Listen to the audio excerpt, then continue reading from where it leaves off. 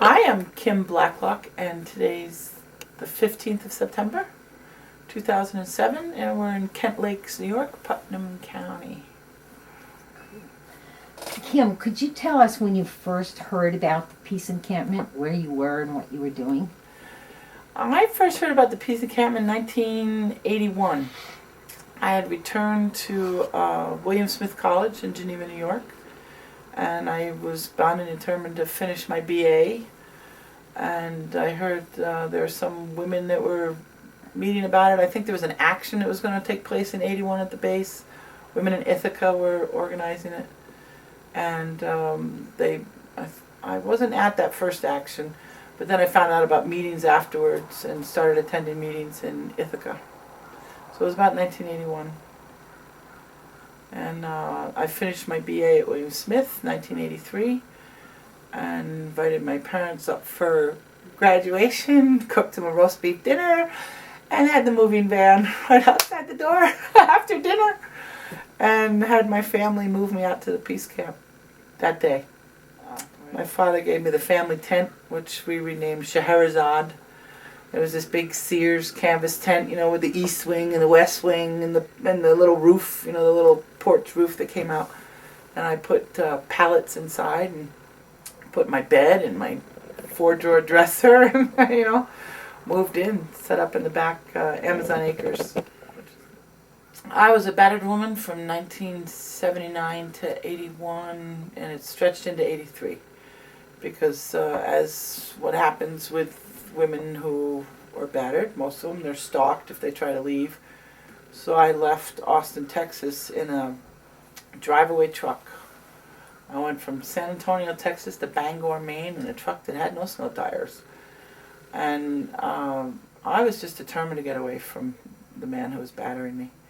And I threw myself back into school to get my BA, even while that was happening. And I hooked up with some of the women in town, lesbian softball players, and they started kind of rearranging my brain. I read Andrea Dworkin's book, Woman Hating, which saved my life. And one of my regrets was that I never wrote the woman a letter to tell her what that book did for me. And I know that if it saved my life, then there's other women. Because 79, 81, the terms were only just beginning to be coined about domestic violence and battering, and there was no real public outcry or even awareness of what was going on. And I think Andrea Dworkin really kind of nailed things, and that kind of started me. I was like, oh, that's what's happening to me, and how is that possible? And I finished my BA and said, that's it. I knew that the peace camp, because we had set it up that way to be women only, he couldn't get me there. So I moved onto the land and as far back from the road as I could, so there was even more space between us. And I was finally able to leave him then. But he had followed me from Geneva to Texas to Maine to back to Geneva, because that's what the guys do. They latch on to the one, and then they just follow her and make her their victim. So by moving to the camp, I was finally able to break out of the battering cycle. And as we found out, at the camp, over the course of that first summer in 1983, a rough estimate, just by the number of rides that we caught up, I'd say 1,100 women we helped. Because remember we had that great big ride board? Well, we set that up as a ruse. I mean, sure, women needed rides, but we were trying to figure out, okay, well, how do we get these women who are flocking to the camp with their children, running from the batterers, knowing that it was a safe space, because that's how it was advertised. So we were like, how do we, without blowing their cover and telling people what's going on, how do we get these women to new places? So we set up the ride board. And women said, going to and from and where they wanted to go. And then it just became another underground railroad. So that was kind of thrilling, and we didn't announce it because then that would violate their privacy and safety. It was, I don't know that I really had any expectations because it was brand new. I hadn't been involved in women's community. I've been hanging out with the softball dykes. That was the closest that I came to women's community before this happened. So I didn't know what to expect. I wanted the safety zone. I knew that, and beyond that, I don't know that I had any expectations. It was just kind of a great big old experiment to see what was going to happen, and then it just turned into a lot of work. Because I had that great big Chevy, that 67 Chevy flatbed truck with the dually wheels on the back, and that became our hauling truck. That's how we got that great big tank there for the 1,000-gallon water tank. So it wound up, me and the truck being the workhorse for the place, and I took on the position of logistical coordinator. Because, we did have titles. There was, different titles for who was doing what. And my job was to interface with the New York State Health Department. So we had to incorporate as a primitive campground. And my job was to make sure that we met all the health department stipulations and regulations for that primitive campground. And were you hired to do that position? I don't remember if we really got any pay. If we did, maybe it was like $100 a week or a month, or I don't remember really that there was budgeting for pay. It was more just the job description and who had what responsibilities. And I don't know how the money worked really, because it was so hit or miss how the money was coming in. We had women that were contacting different groups and they were giving us seed money, but most of it was just going into the physical stuff that we needed.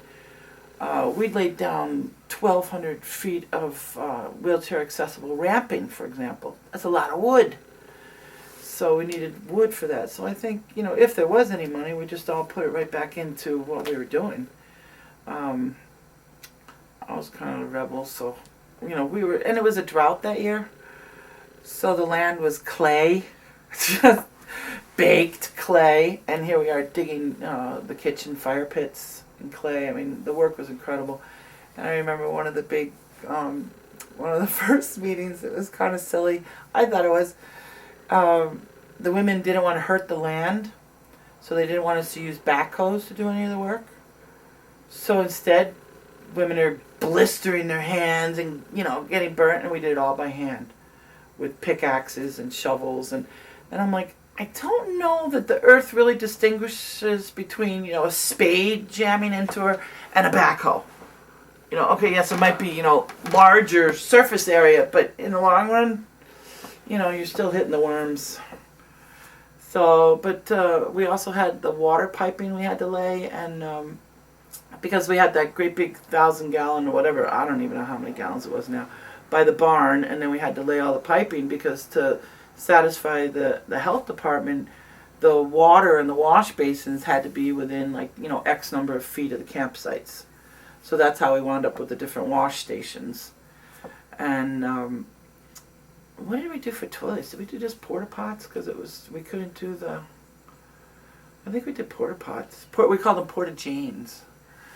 Because to dig latrines and to have those up to code and stuff was just impossible. And the clay was a formidable opponent to us doing anything. So, but I remember, my whole work crew came down with poison ivy. Because here we are, digging these clay trenches for the piping and digging the way for the, because you had to level something out for the wooden accessible platforms. So everybody knew who was on the logistical crew because we were all covered in poison ivy all the time, and our hands were wrapped in, blistering. I'm like, great, is this making you feel better? But I was brand new to consensus and, any of that kind of stuff. So it was a trip. But what we got done and the work that the women did, and that summer I lost probably 80 pounds in sheer sweat. And it was a great thing for me. And I remember people just, looking at me like, what? Because I have these big work boots on and my wraparound skirt. And like, somehow the images, and there's a newspaper picture of me like wielding one of the, because the Mattixes have that flat edge on the one side and then the pointy on the other. So you break it up with the pointy and then you kind of rake it and break it up further with the wider mouth thing. And there's this picture of me in the newspaper, and I've got this Mattix going. Only in my hands, it looks like it's this little thing. It was ridiculous. But it was a lot of sweat, a lot of work, and it was amazing to see what the women could get done. I hadn't been to a women's music festival yet. I hadn't been to Michigan. I hadn't, this was my experience. And the women from Michigan showed us how to set up the kitchens. They showed us how to dig the fire pits and how they cooked for thousands in these fire pits. So we just mimicked what they did. We set up the outdoor kitchens. We had women carpenters show up and help us do the framing. And then, of course, the big project was the pavilion, putting that up so that we would have a meeting space, and the sun was just so brutal that summer that we had to, you had to have some kind of shade. Why did this Maddox look so small in your hands?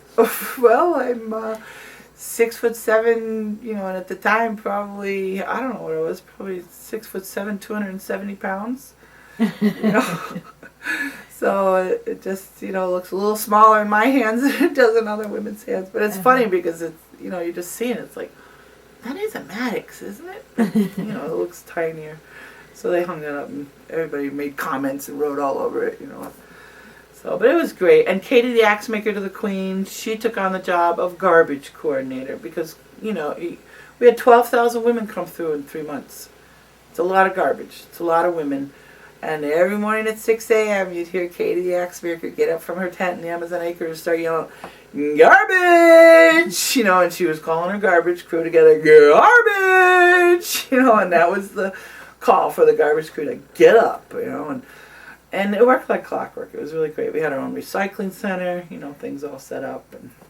But we met our, we met our New York State health guidelines, and we were able to open on time because I think we were aiming for a 4th of July opening.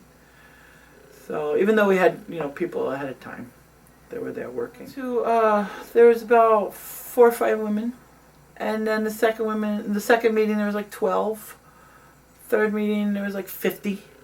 So it just, just kind of took off. Women from Ithaca, women from Rochester, women from Syracuse. They were kind of the initiators. And then making the links, women would come up from Philadelphia, women would come from New York. And then we started having meetings at different places, actually going to those cities so that we could, accommodate the women better who had to travel. Because we were, 8 hours from New York City at the Finger Lakes, where we were in Romulus. So it's pretty hard for, women to actually get there. So it started off small and then just exponentially grew. And this is at a time when we didn't have computers. We had mimeograph machines, we had to crank the little handle. I don't even know if, anybody's seen mimeograph machines anymore, but they used to be used to put out the church bulletins, and any mass producing of stuff, that's how you did it. You typed it on this little carbon, either blue or black, right? You type it, you peel off the top, and then there's the image on the carbon, and then you ran it. Ran the crank, and then there's your propaganda, and licking a bazillion envelopes, and out it went. Because we didn't have money for phones. The phone bills were, one of the early things that were killing us was, how do we pay for phones, and how do we pay for paper and stamps, and because none of us had any jobs. I was right out of college. There were some women, I think, in Ithaca and Syracuse, but they were working for already peace and justice groups, for which already were no salaries. So it was just everybody kicking in. Do you remember a discussion about buying land or where you would camp? There was a big discussion about, do we buy land or do we not buy land? Do we jump into, what some women felt was the patriarchal setup of ownership of land? A lot of women pointed to Greenham Common and said Greenham Common didn't buy the land. And our inspiration was that, the news came over to us that these women had walked from Wales to England and set up a camp outside the U.S. Air Force Base in Greenham Common, England, and they weren't going to go. And they didn't go. They had already been there for a year by the time we were having our meetings. And, as they still stayed there, and it was on public land, but one of the points came up was that there is public land in England that, has been reserved in their Magna Carta, whatever their documents are, that was given to the public because, when it was all divided up and given to nobles, they said, well, we have to have some land for the serfs to grow their food on. So they left some common areas, and that's what the women exploited. They camped on the common ground That's why it's called Greenham Common. And, they weren't allowed to be kicked off until, later when they kept coming up with different regulations to try to get rid of them. So that was a big discussion, but, as we pointed out, we don't have common land in this country. Even the state parks are all regulated. They're not, just, free access, come and go. So that was pointed up, and they said, if we wanted to have a safe space, that it was thought that we should buy the land. And I think Jody and Shad and Michelle were very instrumental in finding the land and, making those first contacts, and that's when we found the McCrane sisters. Ida, and I forget the other woman's name. Ida McCrane. Can't remember the other sisters, but they were already in their 80s. They were sick of the Romulus winters, because those winters out there, as you well know, Estelle, they get brutal. And they were like, we're going to Florida. So they made us the deal for, the acres. Was it 52 acres for $52,000? And they left. And the townspeople were not happy at the McCrane sisters that they sold us. Our neighbors were the Amish. They didn't really seem to object. But just on the other side was the village, and they were the ones that seemed to object. But I think the McCrane sisters wound up much happier in Florida. Can you talk a little bit about what you remember of other groups that were involved in raising money and making this happen? The War Resisters League out of New York City. The Women's International League for Peace and Freedom out of Philadelphia. Of course, the Syracuse Cultural Workers. It was kind of an umbrella group up in Syracuse that had a lot of different peace and justice groups. Ithaca, I can't remember if they had an organized name or, but there was definitely something going on with peace and justice all around the whole Cornell, Ithaca College, and I can't remember their group's name. Also, women coming out of Rochester. I don't know if that would have been the War Resisters League, but some of the women that had been doing the domestic violence awareness work at that time. The Geneva Women's Resource Center. I set that up. Actually, Mona Jimenez, Sally Gilmore, Tony Guidis. There were a lot of women in the Geneva who grew up in Geneva, who set up the Geneva Women's Resource Center, and we rented a little storefront, right half a block up from the police station, and we set that up as an advocacy group for women on welfare, for women trying to get Medicaid, and it was a phenomenal group. Gina Murtaugh, who went on to run Sculpture Space in Utica, a lot of women that were involved in that, and I wound up becoming president of it. I think I can't remember the dates. It might have been the 81 to 83, because that's when I was back in school. So did these women then become part of what was happening at the camp, or do you remember? Some did. Everybody visited, of course. Sally Gilmore, she was really big into disability rights. So, I know that she had an influence on us about making the land accessible, and to not forget that, if you're calling the land open land, then it better be accessible, because otherwise it's not open. And she's now since gone on to law school, and she's now a disabilities lawyer in Rochester. Mona Jimenez, she would have been out there with a camera. Gina Murtaugh, she would have been out there with a camera. They were doing some bizarre filming at the time, and they were so far ahead of their time with what they were doing with video. They were doing video before anybody even knew really about video and what was going on with it. And Gina also went on to run the at Syracuse University. There's a dark room there, and they have artist space and grants, and she wound up there running that place. Tony Guidis, who was involved with the Women's Resource Center, she was working for the Geneva Times. So although she wasn't necessarily in there in the trenches with us, she was covering it for the Times. So I don't know that they took any kind of leadership roles in it, but they were definitely a part of it because everybody was out there. And we also had a lot of girls come from William Smith, because it happened right after graduation. Anna Swan, she went to William Smith with me. She was there. Brenda Miller, did she come from another nearby college? Yeah, so she came from, I think, the Women's Center over. do you have any outstanding memories about summer of '83 at the Peace Camp? It was so chock full. I mean, it was just a mind blower. It was morning, dawn till dark and beyond. I don't remember a lot of sleep happening because there was always something going on. There was always a meeting going on. There was always something to be decided. One of the biggest things that first had to be decided was women came and wanted to do actions. Well, where were the actions going to take place? And since our land butted right up against the fence line, women naturally just wanted to hop the fence right there. But there were other women that said no, because then they're going to shut us down, and how about, just maintain the integrity of that one space, just that one little block. And they said, anywhere else, go for it. But let's leave this one area so that they can't use it as an excuse to shut us down. So that was agreed upon, that, it was off limits to do any actions at the back of the land.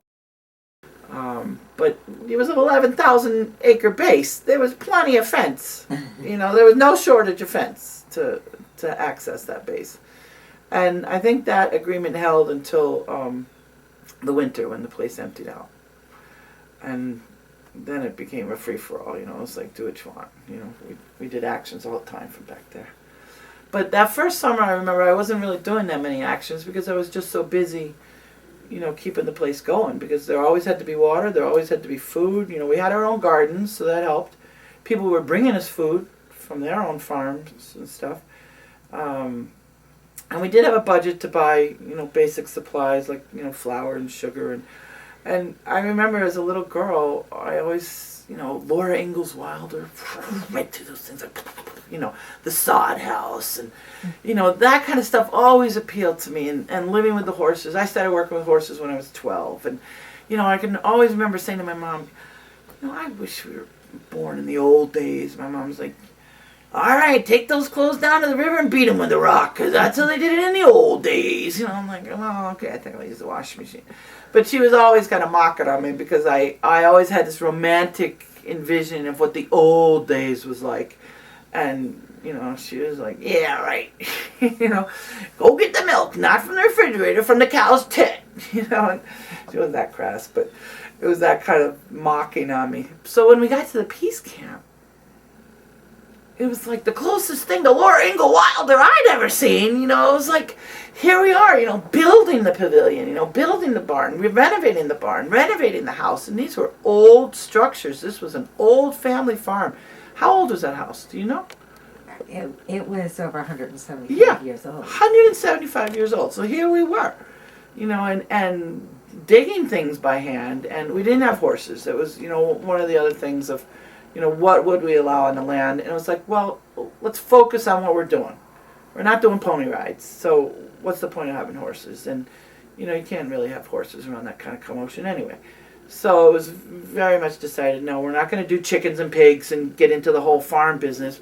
We'll grow our food, but that's about all we could really, handle. Plus there was the whole dichotomy between, the vegetarians and the carnivores and the vegans, because vegan was pretty big then, and we had to come up with all kinds of consensus around which kitchen pan was for meat cooking and which fire pit was for meat and which fire pit wasn't, and but we worked it out. The women worked it out. How was refrigeration done? Do you remember? We dug pits. We dug pits into the ground.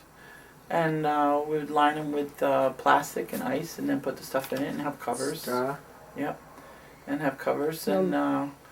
And basically, it really was the women from Michigan came and showed us how to set up the kitchens. That's where I met Shelley and Cataconunta. Because Cataconunta was in charge of the kitchens at Michigan. And she came out and just got to work. And the amazing thing to me was to go from this little white farmhouse and, the barn and whatever shape it was in to what it became, and we just, as we realized what we needed, we created it and got the money for it, and by the time we opened, I think we had already paid for the land. That was already paid for, and just the resources that we came up with, the woman power to make things happen with relatively no money. You know, when you think about it, I don't know what our overall budget would have been, but, you know, we needed money, so somebody went and got a job, you know, worked someplace, came back and had the money, we can buy more lumber, you know, or write a grant, or, you know, beg another group to help us, and they'd, you know, come and help us, so. But those kitchens were amazing because they fed everybody. You know, it was great food. Was there a point at which you realized it would be really big in terms of the amount of women coming? I think I don't know when I really figured out how many to expect. I think we were all kind of like really surprised that 12,000 women came through. And that's a low estimate, I would think. Because how do we really count the numbers? We didn't have anybody signing in.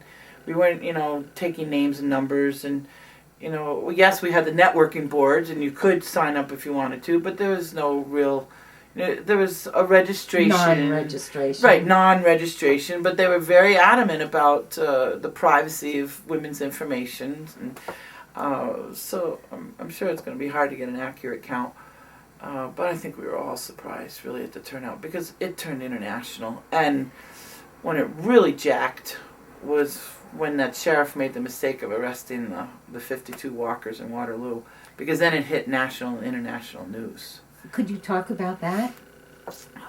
There were women walking up from Florida, I believe. They had been walking ever since Florida, coming to the peace camp. They had been stopping along the way to advertise about the peace camp and what they were doing. And they had made it all the way to the village of Waterloo. And they had press coverage happening. You know, people had been interviewing them all along the way, so the people knew they were coming. And the townspeople of this, you know, it was a little village. It was just up the road. I don't know, like, what, 20 miles, if that. And they blocked their walk. Now, the women didn't need a permit because they weren't parading. They weren't marching. They weren't, you know, taking up the street space. They were simply walking along the side of the road, not, you know, obstructing traffic. So they didn't need a permit to do that. And the townspeople blockaded them on the bridge and wouldn't let them pass the bridge to.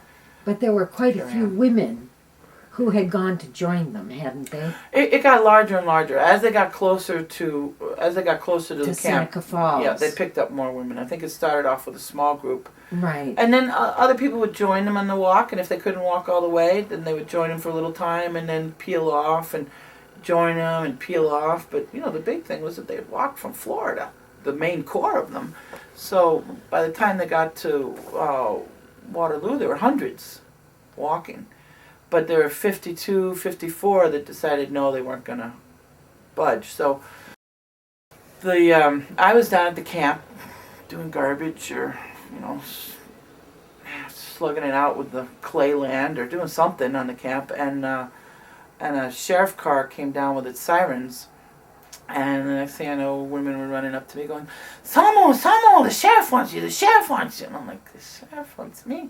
So I go to the front, and he's like, you know, there's a riot, Waterloo, we need your help. I'm like, you need my help? Why aren't you calling the state troopers? No, come on, we don't have time. You know, he told me, come get you. Well, I had been a bartender in the area off and on through college, so I knew a lot of the people, and through, you know, playing softball and watching softball, and, you know, Rick had a softball team, so I was well known in the area. I had bartended at probably 4 different bars. And sure enough, they picked me up, whisked me down to Waterloo, and then here's this mess. Crowd people chanting, angry, flags, you know, the women freaked out, not really knowing what to do. And in the nonviolence training of the time, they circled up, sat down. And then other women circled around them, and then other women circled around them. So it was 3 circles. The outer layer that was, you know, right up against the angry townspeople, and then another circle, and then the inner, which was the women sitting trying to decide, you know, what to do.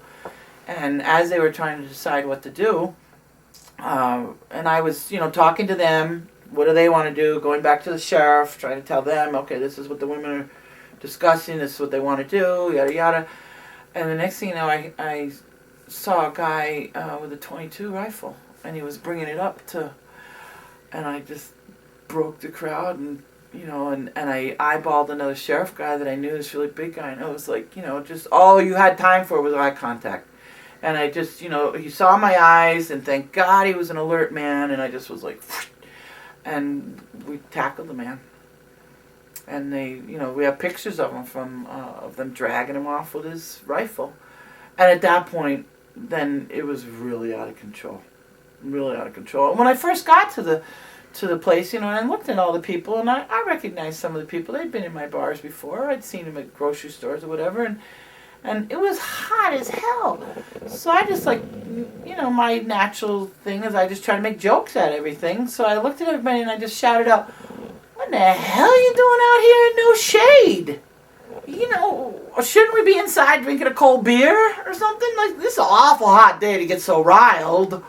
And that broke the tension a little bit. They were able to kind of laugh at themselves, and so at least that broke the tension and allowed me to talk to the women and find out what was going on and what they wanted. But, after they tackled that guy and dragged him off, the sheriff made the mistake of starting to drag the women off. Rather than bust up the crowd, rather than call in the state troopers for help, he started dragging off the women. And the crowd was, cheering him on. And, they had signs like, "Nuke them till they glow, then shoot them in the dark." This was not a nice crowd. Not a nice crowd. And this was Waterloo, birthplace of Memorial Day. And, pretty redneck area. But that was his mistake. That was the sheriff's mistake when he dragged the women off instead of dealing with this crowd. Because when you get stabbed with the end of a flag, it hurts. They were clearly violating the women's, the level of violence and anger and everything was clearly violating the women's civil rights. And when he dragged those women off, that was the beginning of his downfall. And then jailed them down in Interlaken in the elementary school. And I remember women wanted to do a vigil outside in support of the women that were inside. And we had two astrologers. We had many astrologers at the camp, but two in particular were pretty well known from New York City. And one of the women, Jane, came up to me and she said, "This is one of the most violent times I've ever seen in the constellations." She said, "You need to go down there and tell those women to abandon that vigil. Somebody's going to get hurt tonight." And I said, "They're not going to listen to me." She goes, "You must make them listen to you." She said, "I've never seen such a violent portent." And she really made me promise. So once again, got in the truck, drove down to Interlaken. And when I got there, 18-wheelers were pulling up in front of the sidewalk. I was like, "What?" So I park across the street. By the time I get across the street, there's 3 18-wheelers, butt to butt to butt, blocking the access off. And what they did was they pulled the 18-wheelers up and blocked the women's exit. So they're all on the sidewalk thinking that they're doing a vigil, and with their attention all kind of directed at the school, and they're doing their chanting and then they're singing whatever, oblivious to the fact that there's a crowd gathering behind them and that their exit has just been cut off. So I go over to them and say, "We have to leave. I've been told to come and tell you this." Women wanted to open it up to consensus, and I said, "You know what, there's times for consensus and there's times for not." I said, "I don't know that you have the luxury of time right now." I said, "This crowd means business." They again had their flags that were fashioned as spears, because all of them always had those pointy ends on them. And sure enough, they came spilling, the crowd, I don't know where they came from, they just came spilling out from the ends of these trucks and surrounded the women. So you had the trucks here, and you had them surrounding them, and they just were stabbing, trying to grab the women, hitting them. Some women did get hurt. Luckily, no broken bones. I don't think we had to take anybody to the hospital. But the way we got out of it, because there had been people there doing nonviolence training workshops, and I don't know if we had ever all been in them, because I don't even remember all the women that were there outside the vigil, but I just said, "Link up." And everybody linked hands like this, and we just started snaking our ways, and I said, "Link up, don't let go."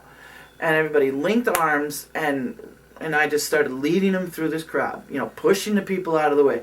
You couldn't go underneath although some women did try to scramble underneath the tractor trailers. Some tried to go in between them. But I think those of us that got the least hurt, we stayed linked and just made this snake and started snaking our way out of there. until we could get to the other side of the street. By that time, they were throwing rocks at us. They were hitting the cars. They were, trying to smash the car windows, trying to get the... And, my job, according to Jane, was to get everybody out of there. So I made sure everybody got into cars, and then, boom, we were gone. But it was absolutely frightening. Absolutely frightening. And it's so weird to me that, here's this community that I had spent, on and off 8 years in. And, same people are in Interlaken or in Geneva and, in the surrounding farm area. And to watch them get so whipped up into this, rabid hatred of, that was really shocking. What do you think it was that was so frightening to them? They didn't like uppity women. It was one of the refrains, uppity women go home. They didn't want their women getting ideas that they could claim their own lives and do what they wanted. Here's this influx of women into this very patriarchal, pastoral land. And, you were not supposed to buck what the men tell you to do, or, it was, they didn't want us infecting their women, is what it felt like. They just wanted us gone. They also, a lot of people worked at the base. They didn't want to lose their jobs. It's a very poor community. It wasn't, by no stretch of the imagination, is it a wealthy area. And a lot of them worked at the base. Their fathers had worked at the base, their grandfathers, whatever. It was generational. And they didn't want to lose their jobs, and they felt that we were coming to take their jobs. There was some pretense that we were traitors, but that wasn't really, I didn't feel that was it. It was more just that we were uppity women, and how dare we, and called sluts and lesbians, and, but very clearly, commie dykes, but very clearly there, was a significant of women that weren't lesbians, weren't commie dykes, they were the grandmothers, and once, the word got out about the Waterloo 54, then it hit international and national news, and people flocked in from everywhere. When I got back with the women, Bella Abzug showed up. She arrived at the camp at 3 a.m, with her sneakers on and her hat on. She's like, "Right, girls, what do you need?" She had that really deep, "What do you need? What can I do?" And we're like, "Bella," we're all having these emergency meetings. God, I just wrecked my voice trying to imitate Bella. What a powerhouse she was, though. Shut up. What do you need? And we're like, "We need protection." Right. I have a photo of her sitting in the closet of the main office with a phone on this ear and a phone on this ear. And she's trying to get the governor on this phone. And she's going, "Don't fucking tell me the governor's on the golf course. It's 3 o'clock in the morning. I know fucking damn well he's not on the golf course." She was not a woman to mince words. She was like, "You tell him this is Bella." We're all going, "Yay, Bella." So she's the one that got the state troopers. So that was kind of thrilling. And she stayed until the state troopers got there. And then the next morning, I got another women coming running at me. "Oh," just petrified. I'm like, "What? The Hell's Angels are here." I'm like, "Great." And they're like, "What?" Ran to the front of the land and said, "Okay, who's the boss?" And they were like, "But it's the Hell's Angels." And I yelled back to the women, and I felt like I was on, a wagon train. I was like, "Bring them food and water. They've been driving a long way." I said, "Where are your manners? Welcome these guys." Because my father was a biker. He always had a motorcycle. I wasn't afraid of bikers. And the Hell's Angels, from my own family's mythology, they were the rebel do-gooders. So the Hell's Angels, have arrived. There are a lot of them. I don't know, at least 40, if not more. And big noise. You can't help but hear those Harley hogs, right? So the women are all bugged out, and I'm like, behave yourselves. So I marched up to the biggest, burliest guy I could find, and I was like, who do I talk to? And he's like, "Well, me." He goes, "We've come to help." I said, "Great. What can we do?" I said, "Line the front perimeter and allow no one past."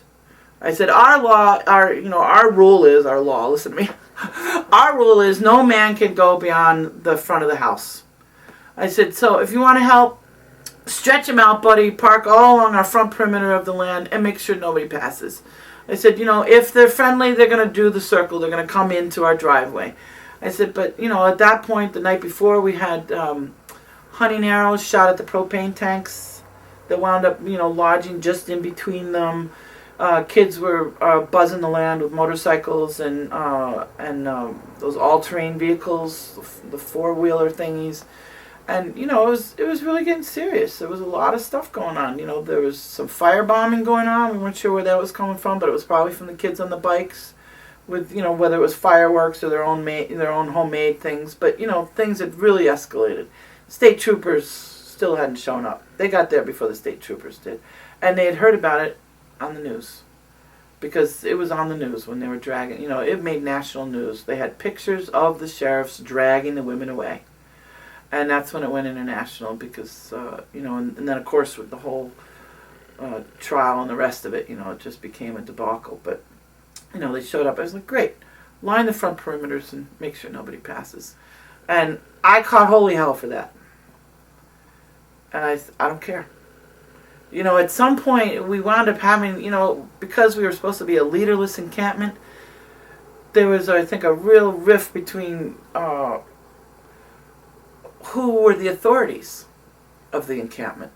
The women arriving wanted to know who the authorities were. And maybe because we're all trained to look for authorities, but, the press wanted to know who were the authorities to talk to, and they were like, every one of us can speak. Well, there was definitely an inner circle that was operating the place. So to pretend that there wasn't any leadership was a disservice to, in some ways. But, they were like, oh, every woman could speak for herself, and, you could interview everybody. Well, that drove the press nuts because, the press is so used to being able to, find out what's going on, and how many people do you expect, and where are you from, and, they want answers, and, and you could see them just get really frustrated as they're, like, hearing women from all over give them different answers, and nothing was ever the same, and, but, I don't know, I felt like it was the thing to do at the time. It was to protect us. My aim was to protect the women. I didn't want to have to go through hours of consensus to figure out, so I took the reins. And just for that one decision, no, line up. And they kept us safe. They camped out there for I don't know how many days. And at least we had the front perimeter sealed off. But they did wind up also at August 1st. Providing some kind of peripheral, just hanging back. They weren't part of the actions. They just, were hanging back. And having grown up with brothers, I wasn't intimidated by them. And although, some might criticize me because, it's patriarchal and yada yada, it's like, wait a minute, we as humankind have had each other's help for millennia. Otherwise, how did we get here? How do we survive all this time? And I have no problem if a man wants to help out when he's... And they didn't interfere. They didn't interrupt anything. They didn't ask for any participation or anything. They just simply were like, well, how can we help? And I said, keep the perimeter safe. So when you say you caught hell, what did that look like? Do you remember? Meetings. More meetings about, you usurped your, whatever. And I'm like, you know what? I don't know how many women... And that's when it started getting into class issues, because there was very definitely racial and economic splits among the women. Women who were from working class neighborhoods and working class experiences, women that were from middle class, women that were from upper class, and it seemed to be that there were women that had theories about the way things should work, and women who had experience in mass violence. I grew up, my elementary school years were in Southwest Philadelphia, 1965 to 68.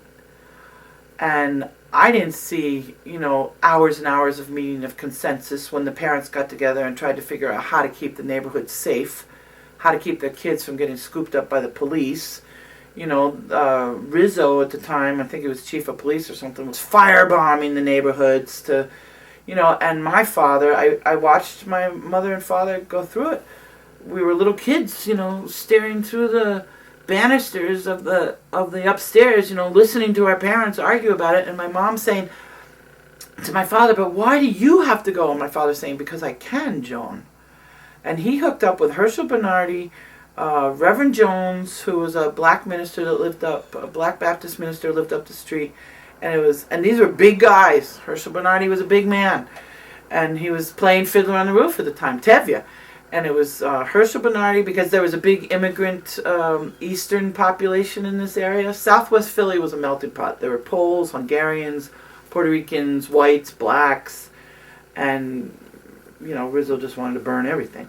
So I saw my father, Herschel Bernardi, and Reverend Jones link arms and physically walk down the street and clear the streets. And between the three of them, they knew everybody. So one of them would be calling out, Jimmy, get home. The other one would be calling out, Bobby, get home. I'm going to check on you. They knew who they lived with. They're like, I'll be at your grandmother's house in an hour. If you're not there, pulling kids off of garage rooftops.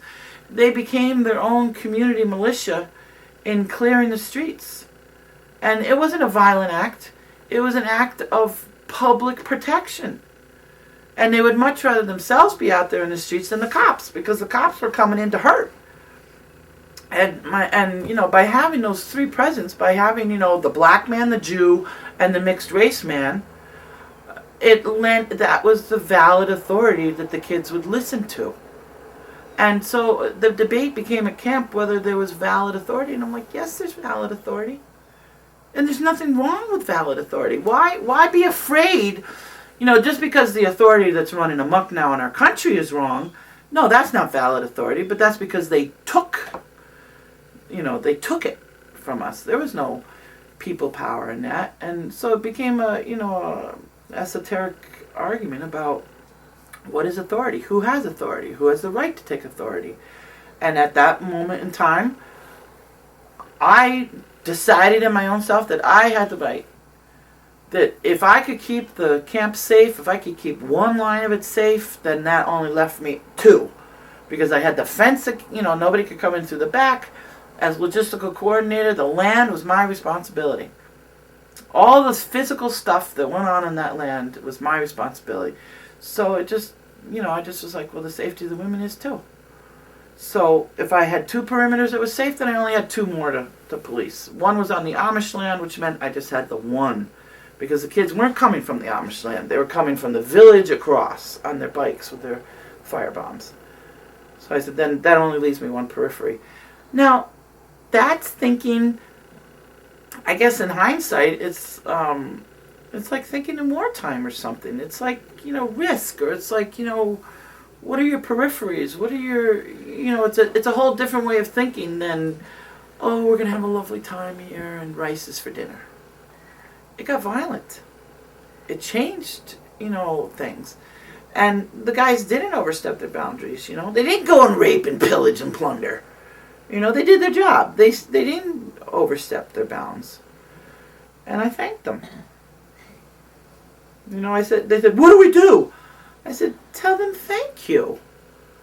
These are community members who are also renegades, who are also anti-establishment.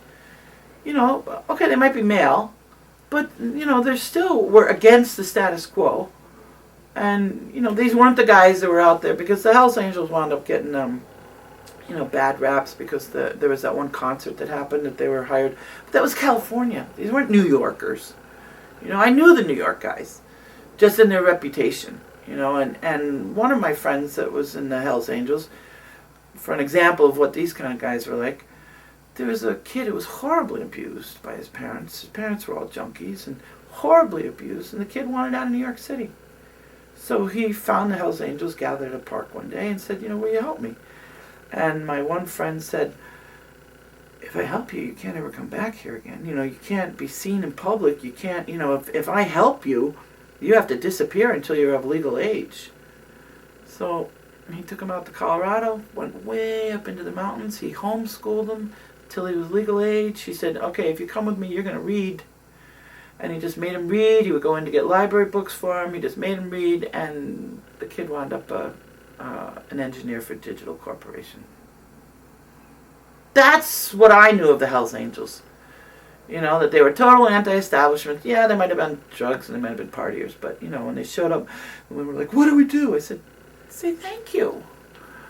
You know, there's such a thing as cooperation, and not all men are out to get us. You know, and this was me as a battered woman being able to say that. There was a security detail. I think after that happened, when the firebombing started happening, we wound up having round-the-clock security. People up front, people in the middle, people in the back. We bought walkie-talkies for people to communicate with each other. And then we wound up using that security also at the base, you know, because we wound up sending a security person with every action so that we could find out what was happening, because one of the problems was communication between the camp and what was happening at the base. So we did wind up initiating that. But I wasn't in charge of security or anything. There was somebody else who stepped up to be security coordinator. And training the women, all the women who did security had to be trained in nonviolence. Everybody had the walkie-talkies. It was always in pairs, nobody alone. But it wound up being a good communication tool because, you know, we never knew what was happening. Because women didn't come to us and say, we're here, we're going to do an action now, and we'll be back at 3. You know, it was total anarchy. And people have such a fear of anarchy, but it was glorious, you know, and it was all about, you know, women had to take responsibility for themselves. And, you know, that was the phrase, you know, okay, we'll be accountable and take responsibility for yourselves. So they would leave us a list of, you know, who was going sometimes, because not all women did, you know, if they didn't go through non-registration, if they didn't go through non-orientation, right? Then, you know, they didn't necessarily know. But there was, you know, a semblance of some kind of order where people would try to leave us a list of who was going so we could keep track of, you know, did somebody disappear? Do we have everybody? But, you know, I'm sure there was many that fell through the cracks. But we did wind up, especially on the big weekends, we wound up having security at each gate. You know, but it was more just to be an observer and to report back what was happening, and if we needed something, like, you know, ambulances or something like that, because there were some heat stroke victims. It was so hot. I mean, it was just nonstop sun. I don't know that we ever got any rain that summer. So, you know, a lot of hard work during the day, but, you know, the fun was also watching women who had never picked up a shovel or done any physical labor in their life and being turned on to physical labor. You know, and some people might think that sounds strange, but when you can get your body to do what you want your body to do, and then you stand back and you look at a barn you built, or you stand back and you see, you know, women in their wheelchairs using, you know, these 1,200 feet of ramping, or, you know, I don't know that you get such a thrill, everybody coming out of the porta-johns, but, you know, but just the thrill of, like, we did that. We built that, we sweat that, we did that. And what else you want done? You know, the self-sufficiency of it was incredible. And the fun part was meeting women from all over the world. They came from everywhere. You know, once the news got out, it just caught on. And that's where I was introduced to the wandering women, to the gypsies. That's where I was introduced to the witches. That's where I was introduced to, you know, radical lesbians. I had only known softball lesbians. You know, I didn't know that there was such a thing as radical lesbian commie dykes, or, you know, whatever they were being called. And, you know, just, and then the singing, the magic was the biggest thing for me. You know, magic and the singing. Actually watching the intention of circles and songs raise power and feel it to the point where, you know, goosebumps and hair tingling, and realizing that, you know, wow, we're onto something here. You know, and then it just felt like, for me, it just initiated flashbacks into, like, how we used to live. So then, all this time of me saying to my mother, you know, I wish we lived in the old. I wish, you know, it was like, I have cell memories, and I'm sure we all do, and they just need to be unlocked. We have cell memories of how we used to live in community. And this used to be our way of life. All living in community like this. It wasn't just nuclear families. You know, that's a recent construct that happened after World War II. And, you know, just remembering that and the empowerment of it, and And even though, the meetings were tiresome and, and having to revisit things over and over because maybe we've decided something once, but then there's some new people that come in that don't know that we've already decided this, so they want to bring it up again. And out of courtesy, really, they brought it up again. And as inefficient as all that was, it was still schooling everybody in consensus, cooperation, and how do we run a community without any leaders, or how do we police ourselves, or what are the acceptable limits, and everything. We created our whole new community from scratch, so that was thrilling. And then of course there was the I think the highlight of the summer for me, well, there was a couple of them. I did do one action just because even though I was forbidden to, because I was supposed to be the logistical coordinator, and my responsibilities were to, maintain, the food, the water, and the so you can't possibly leave. And you're like, fuck that. So dawn of August 1st, there were 4 of us that bellied up through, I don't know, a mile or so of a stream bed and got to the air traffic control tower fence. And sure enough, there's a bus of, soldiers all ready to, go and arrest whatever was going to happen that day. But they had the fence here, they had the bus here, and they had the soldiers here. So the soldiers were all like hanging out on the other side of the bus, they hadn't been called into action, all smoking and hanging out. And we're throwing rugs over the barbed wire and climbing the fence. And I think Andrea Kirsch was filming. I'm not sure if she had a camera, but I think so, because she just stayed with us. She was supposed to be like press. And up and over the fence we went, and by the time they saw us, we were already on the left side of the air traffic control tower, running, and they were like, oh, having to throw down their cigarettes to catch up with us. And I had just got done, playing rugby for William Smith for I don't know how many years. So I was telling the women, go! Because the idea was, to take over the air traffic control tower. And our point was, we are not safe here. You can't tell us that you're running a safe base. You've got the world's largest storage site of nuclear weapons, and we're going to make fools of you because you have no security around the place. They got so used to just being in farmland, and we're like, what kind of security you got? You got none. So that was our point. And we're running around the left side of the air traffic control tower, and just as all this is happening, the helicopter's coming in with all the dignitaries and the senators to show them how secure the place was.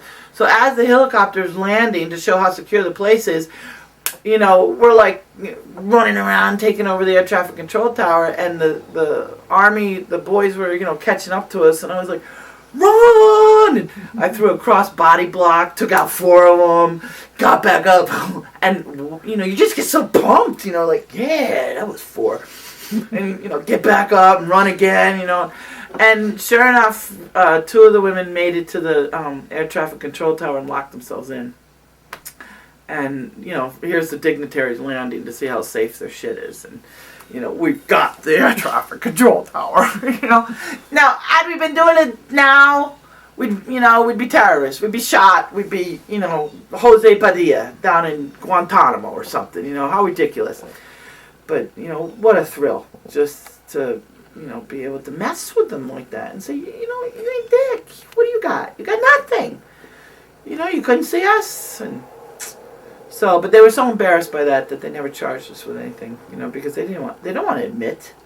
And a lot of the women that happened to, they didn't want to admit that we had breached their security. So they processed us, they took our photos, they took our fingerprints, and they let us go. Because they didn't want the press of it.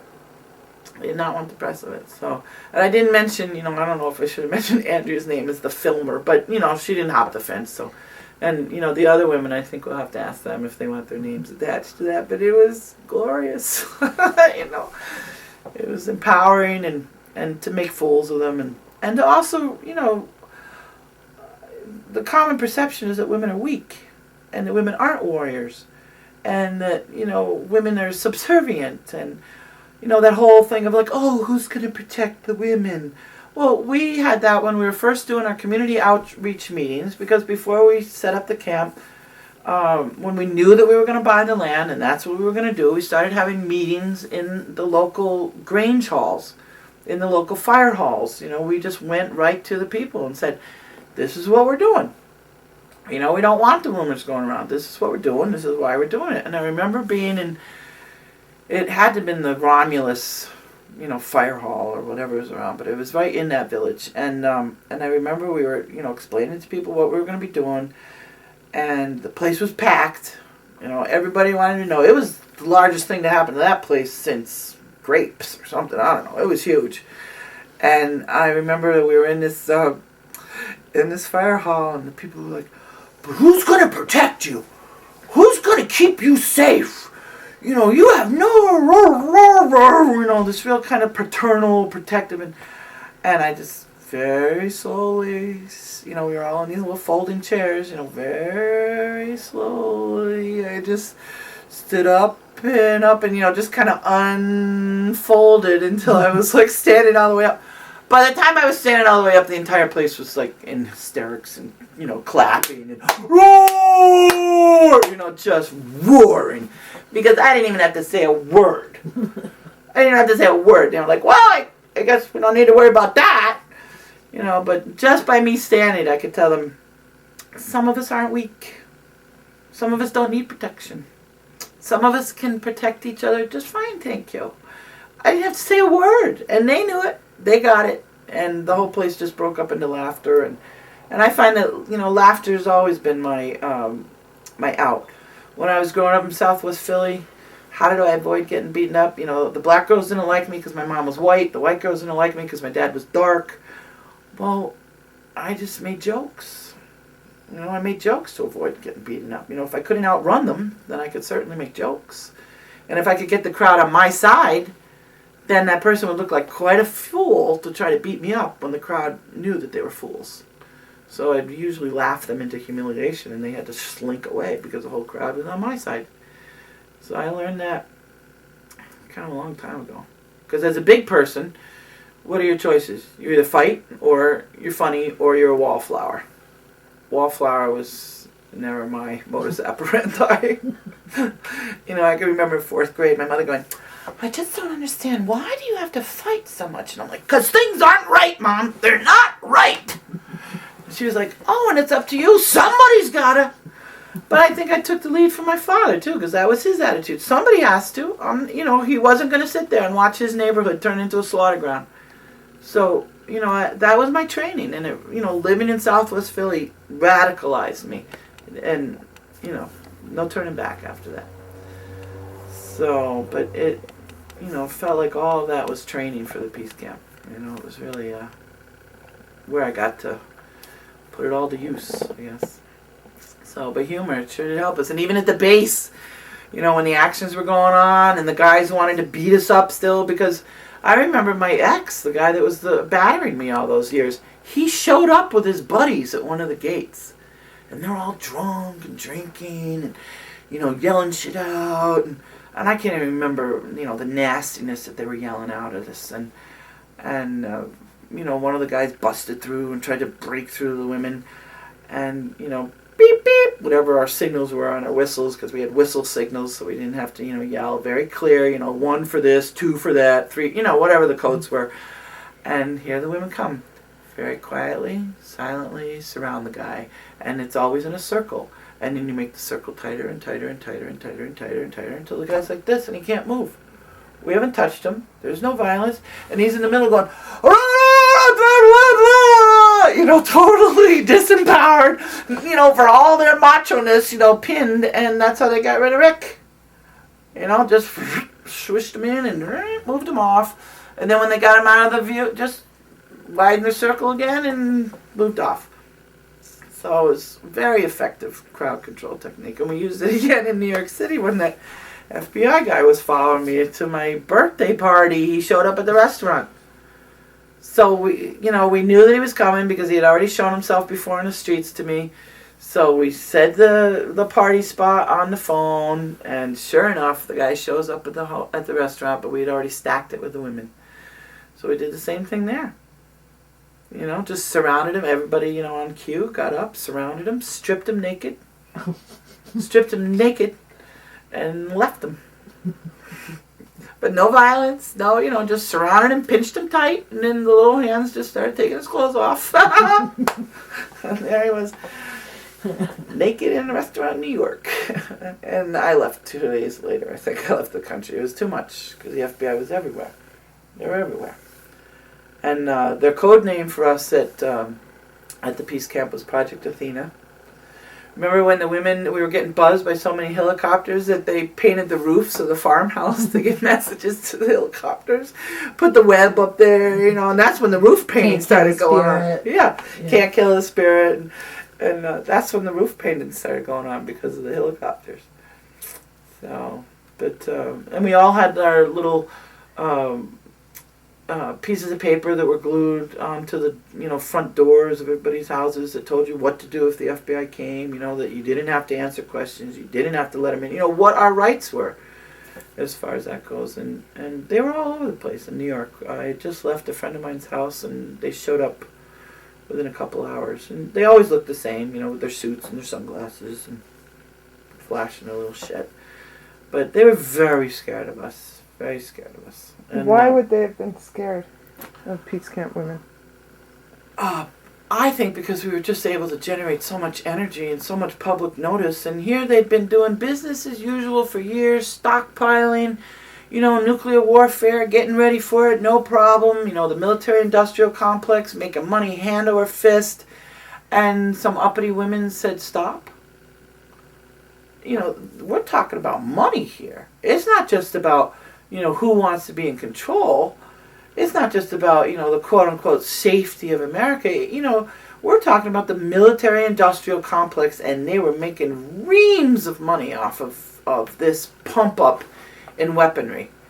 And our point was, you can only blow up the world once. Our point still is, you can only blow up the world once. The overkill that they had, and that they still have, is phenomenal. How does it make any sense except for they're making money? They're making reams of money off of it, and Lockheed Douglas, Lockheed, McDonnell Douglas, all these companies. And everybody had a lot at stake as far as, and we were ruining it for them. And because of our actions, because of, this international attention that we got, and not just us, because we also were very clear that our inspiration came from Greenham Common. Our inspiration came from Comiso, from Italy. Our inspiration came from Puget Sound.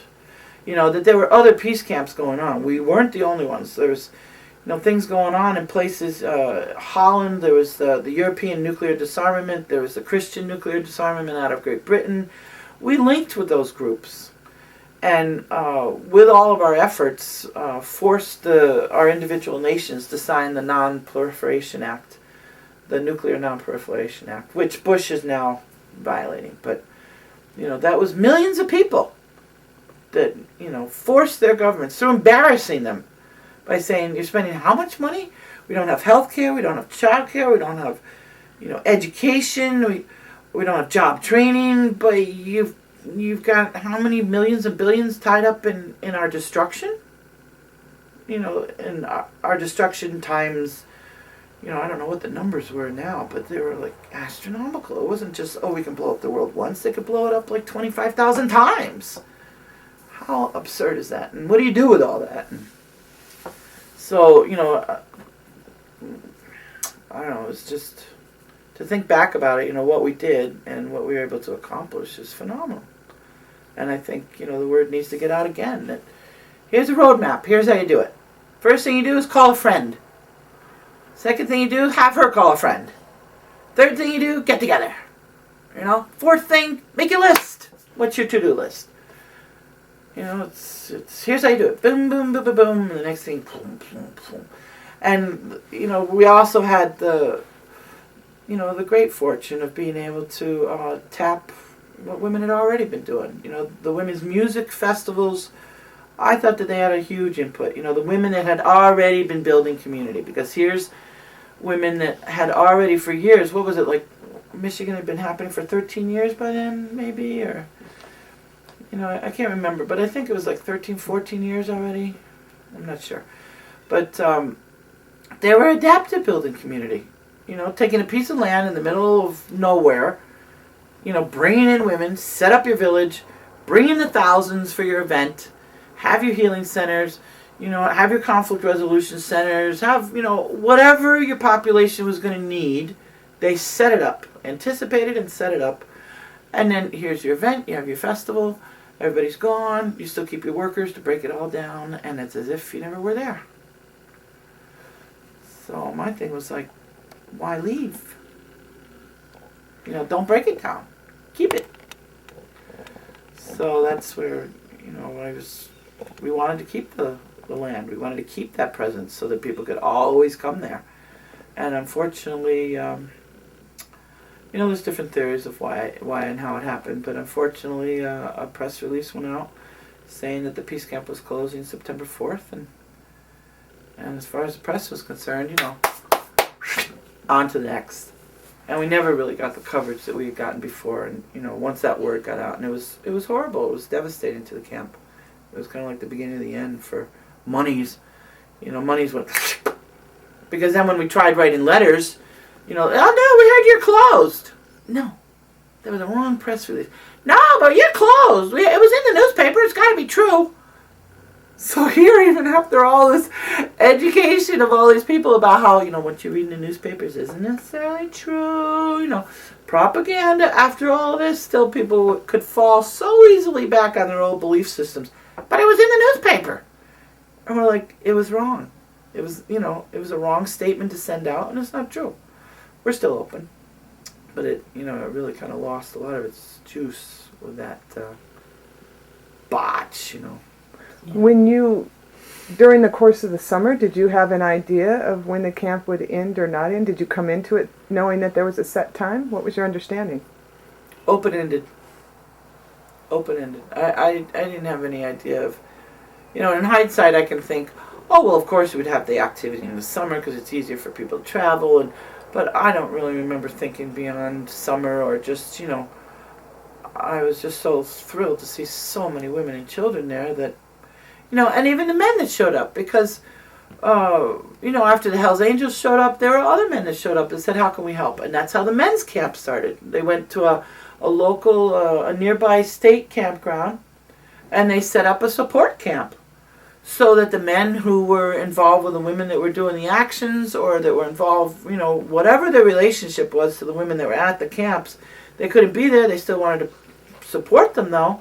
And whether they were doing childcare or bringing us food or, there was this complimentary, smaller, much smaller scale, but still a presence that they also advertised and said, look, we have a men's support camp over here. You want to know how to help the women? We'll show you how. Bring blankets, bring rugs, bring food, and they started networking amongst themselves, and it was fine by me. The more the merrier, the more help the better. But this was, I never understood that it was supposed to be a singular, it was women-only encampment, but who could have anticipated that? I never saw that coming. Because I was really in the throes of, being a battered woman, you kind of wind up hating men, and being afraid of them, and it's one of the reasons why I wondered if I became a lesbian, because I thought, well, no woman's ever going to hurt me like a man could, because there's no woman my size. That could have been just a very, a survival strategy of mine, that I was like, well, if I go to women, they can't possibly hurt me the way the men have, because, I'm bigger than them. Maybe, and I don't remember ever articulating it, but that's what wound up happening. And I don't think I'm the first battered woman to, have leapt the fence and decided, no, I've kind of had it with men. So I was a lesbian for 8 years. But I still ran into trouble because I didn't realize that there were like stratifications of lesbianism. The gold medal dykes, the ones that have always been dykes, they were born dykes, they've only been like fooling around with women when they were girls and had never slept with a man, and we wound up doing parodies. We wound up doing theater pieces about the gold medal dykes, right? We made them little medals and everything because they were the they were the true dykes, and the rest of us were just newcomers, who still sucked cock in a past life, and they never did, So, but that was pretty funny, when you think about it. And we always, there was always skits going on. There was always street theater. And it was, when you talk about fun, it's like, if you can't laugh at yourselves, then you're pathetic. If you can't laugh at yourselves, then you're way too serious, because there was some funny stuff going on. And we had, even to the fact of women in wheelchairs wanting to climb the fence and people helping them. That looked ridiculous, but they still did it. It was not graceful. It was not, athletic. It was nothing. But, the women wanted to make their own presence. And remember Connie from New York City? That's really. Severely disabled. She was one of the feistiest mouths I've ever heard. She was out there. Just because I'm in this wheelchair don't mean I can't run you over. She just was not one to back down at all. And that was great for me to see these women of all, different abilities and sizes. And, everything goes out the window when you meet somebody like Cassie, size of an elf, right? Size of an elf. And you think, oh, look at that little cute girl. And then she opens her mouth and you're like, oh, my God. And she's the one leading the charge and doing the actions and nonstop, fireball of activity. And at the same time, the joie de vivre that she had, the theater that she always brought, and, and always the... How old was she? I don't know. She was a baby. She was in her teens, I think. But, just because we're radical lesbians doesn't mean we can't have fashion, and her fashion shows she would have. And she's like, we don't have to all look like butchers doing, and just, she was funny as hell. She was funny. So, the stratification, there's the butch, and so finally women were asking me, well, what are you? Because here I am in my work boots and my wraparound skirts, and I'm like, I'm rough fluff. That's what I am. I'm rough fluff. So I created a new category of, the converted lesbian. I was like, I'm rough fluff. That's what I am. Because, there were also the S&M dykes and, whatever. There's like every stratification of who we were as, women. And then there were the women that weren't lesbians at all. Women bringing their moms.